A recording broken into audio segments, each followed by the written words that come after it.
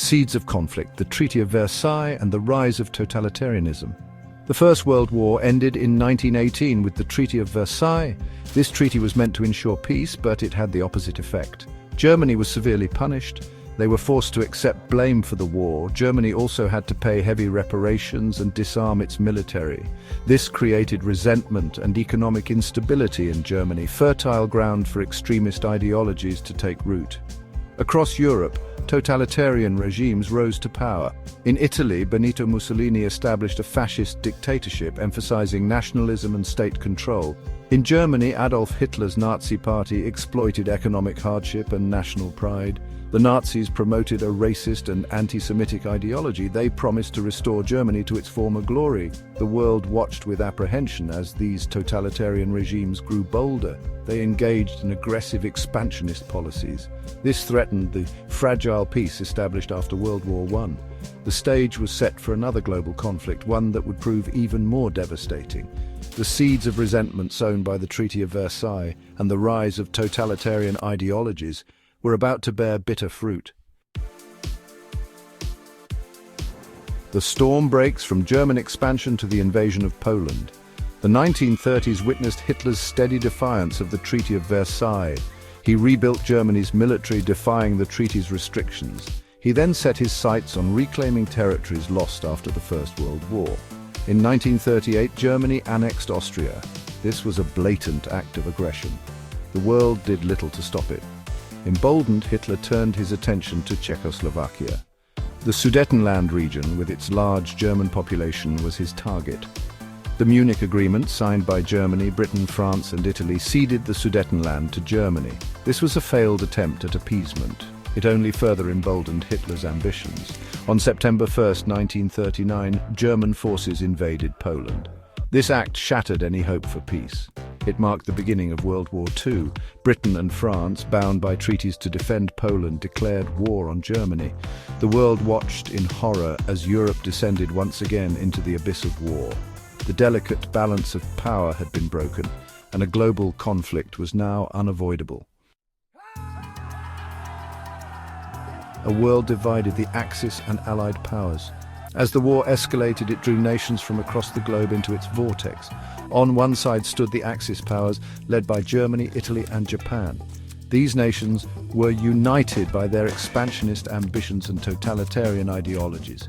They sought to reshape the world order according to their own doctrines of racial superiority and military dominance. On the other side stood the Allied powers. This alliance was initially led by Great Britain, France and the British Commonwealth.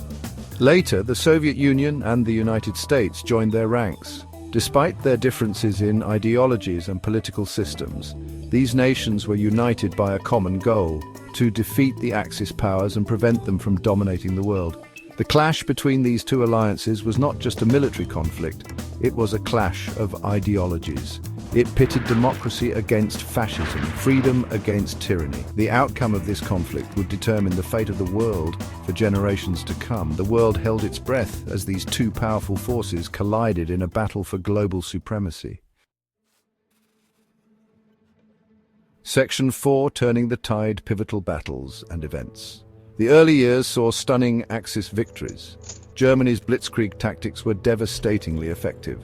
The Battle of Britain marked a turning point. In June 1941, Hitler launched Operation Barbarossa. On December 7, 1941, Japan attacked Pearl Harbor. The Battle of Stalingrad marked a turning point. Section 5, Victory and Defeat, the End of World War II. On June 6, 1944, Allied forces under the command of General Dwight D. Eisenhower launched Operation Overlord, the D-Day invasion of Normandy, France. This daring amphibious assault, the largest in history, established a crucial foothold in Western Europe. It opened a new front against the Germans, who were now fighting a two-front war. As Allied forces advanced from the west and Soviet forces pushed from the east, the Nazi regime crumbled. On April 30, 1945, Hitler committed suicide in his bunker in Berlin as Soviet forces closed in. On May 8, 1945, Germany surrendered unconditionally to the Allies. Victory in Europe, VE Day, was declared. The war in the Pacific, however, raged on. The United States, after a series of hard-fought victories against Japan, faced the daunting prospect of invading the Japanese mainland. In a desperate attempt to force Japan's surrender, the United States dropped atomic bombs on Hiroshima and Nagasaki in August 1945. On September 2, 1945, Japan formally surrendered to the Allies aboard the USS Missouri. World War II was finally over. Section 6, A New World Order, the Aftermath and the Dawn of the Cold War. The world emerged from the ashes of World War II profoundly changed. Millions lay dead, entire cities reduced to rubble.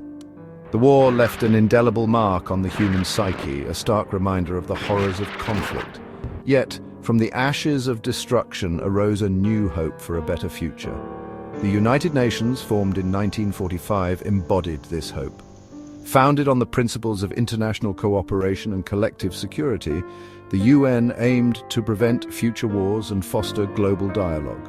The post-war years also saw the rise of two superpowers, the United States and the Soviet Union. Their rivalry, born out of ideological differences and mutual distrust, ushered in an era of geopolitical tension known as the Cold War.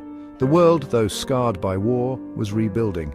The Marshall Plan, a US initiative, provided economic assistance to war-torn Europe, fostering recovery and growth. Decolonization movements gained momentum, leading to the independence of many former colonies. The world was changing, and a new global order was taking shape.